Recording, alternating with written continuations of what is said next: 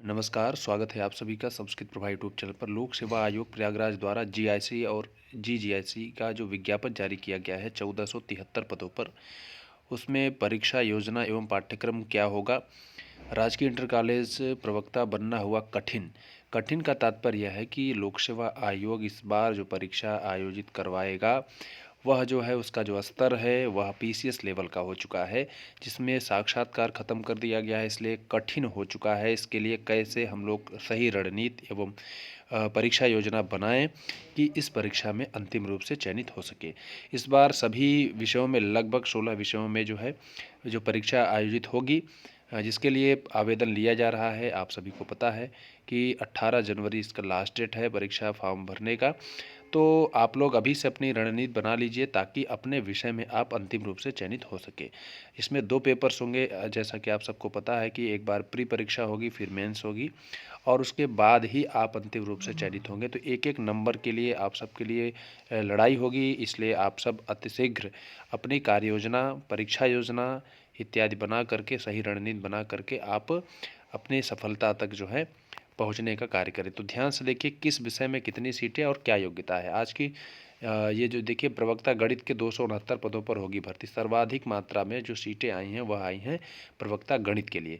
तो परीक्षा योजना एवं पाठ्यक्रम में आप यहाँ से देख सकते हैं कि सामान्य अध्ययन प्रारंभिक परीक्षा जो होगी उसमें वैकल्पिक विषय का एक प्रश्न पत्र होगा, अर्थात सामान्य अध्ययन और वैकल्पिक विषय का एक प्रश्न पत्र होगा, जिसमें संबंधित विषय से 80 प्रश्न होंगे।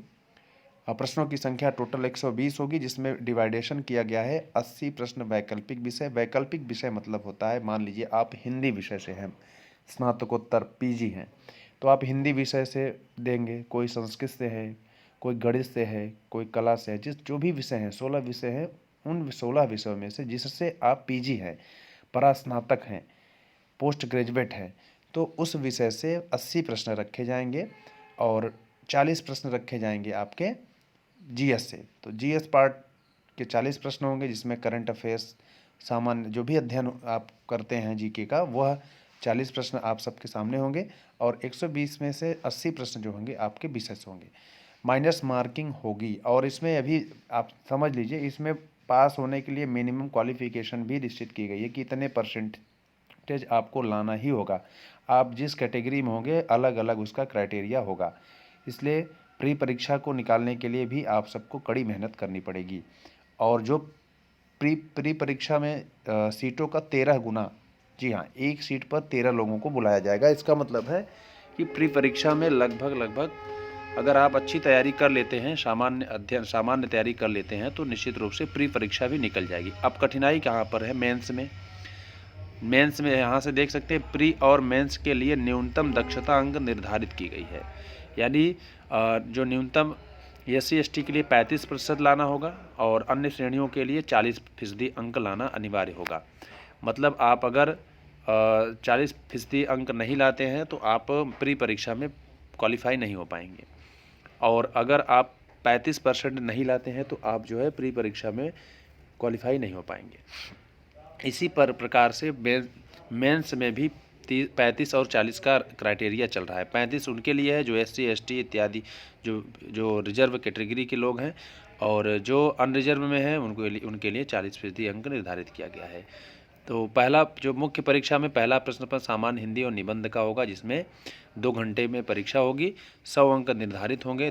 और द्वितीय प्रश्न पत्र वैकल्पिक विषय, अर्थात आप जिस विषय को लेकर के मेंस परीक्षा देना चाहते हैं, जैसे PCS में भी है, तो आप संबंधित विषय से ही ले सकते हैं, अपना विषय हो, और उसमें 300 अंक निर्धारित होंगे, जिसमें सामान्य हिंदी में 50 अंक और हिंदी निबंध के 50 अंक के सवाल होंगे।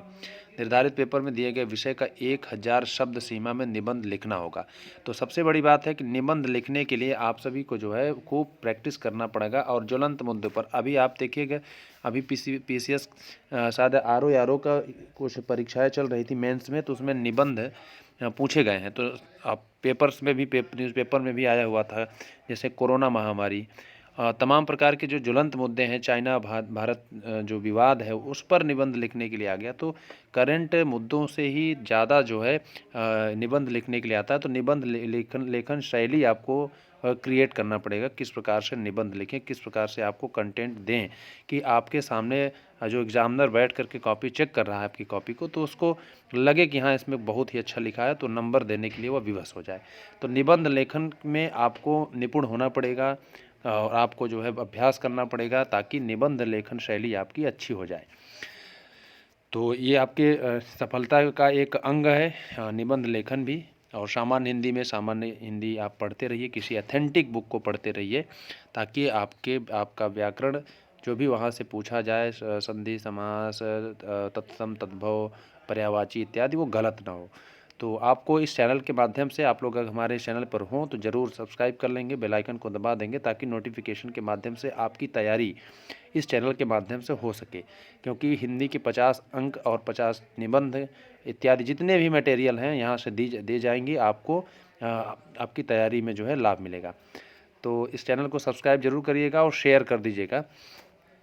चलिए, तो इसके बाद वैकल्पिक विषय के दूसरे प्रश्न पत्र कुल 20 प्रश्न होंगे, जिसमें 25-25 अंक के 5 सामान्य स्तरीय सवालों के जवाब अधिकतम 250 शब्दों में, खंड ब में 15-15 अंकों के 5 लघु उत्तरीय सवालों के जवाब अधिकतम 150 शब्दों में, और खंड श में 10-10 अंकों के 10 अति लघु उत्तरीय प्रश्न के जवाब अधिकतम 50-50 शब्दों में लिखने होंगे। तो कुल मिलाकर के मुख्य परीक्षा में आपको लेखन लिखने वाला होगा। इसमें ऑब्जेक्टिव टाइप के प्रश्न नहीं होंगे, जिसमें आप यहाँ से देख सकते हैं 3 प्रकार के प्रश्न रखे गए हैं, जिस 250 शब्दों में, और फिर उसके बाद 150 शब्दों में, और फिर 50-50 शब्दों में। 3 प्रकार के जो रखे गए हैं, जिसमें 20 प्रश्न होंगे। इन्हीं 20 प्रश्न को 3 भागों में विभक्त किया गया है। तो अब आपके दिमाग से यह निकल जाना चाहिए कि आपको मेंस में ऑब्जेक्टिव टाइप के प्रश्न मिलेंगे, ऐसा कुछ नहीं है। और अपनी तैयारी को अच्छी तरीके से रणनीति बना करके, सही पाठ्य योजना बना करके, सही परीक्षा योजना बना करके तैयारी करेंगे तो निश्चित रूप से आप सफल होंगे। तो मुख्य परीक्षा की तैयारी और प्रारंभिक परीक्षा की तैयारी हेतु आप लोग इस चैनल से जुड़ें, इसको आप लोग ज़्यादा से ज़्यादा लोगों तक शेयर करें। और अगर वीडियो अच्छा लगा हो तो आप लोग, हाँ ये ध्यान रहे कि इसमें जो अधिमानी योग्यता है इसको भी मैं क्लियर कर दे रहा हूँ, बीएड नहीं मांगा है। अगर कोई व्यक्ति बीएड नहीं है और पीजी है संबंधित विषय तो वह फॉर्म डाल सकता है, लेकिन अधिमानी योग्यता में निर्धारित किया गया है BLT अथवा शिक्षा स्नातक। अगर कोई भी व्यक्ति, 2 व्यक्ति सफल होते हैं और दोनों व्यक्ति समान अंक पाते हैं, मान लो कोई 120 अंक पाया, कोई 2 व्यक्ति 120 अंक पाए, एक बिना बीएड का है, एक बीएड किया है, तो जो बीएड है उसको पहली वरीयता दी जाएगी, क्योंकि अधिमानी योग्यता में ऐसा कहा गया है। ठीक है, तो बीएड इसमें मांगा नहीं है। आप परास्नातक संबंधित विषय से हैं तो निश्चित रूप से आप फार्म को अप्लाई कर सकते हैं।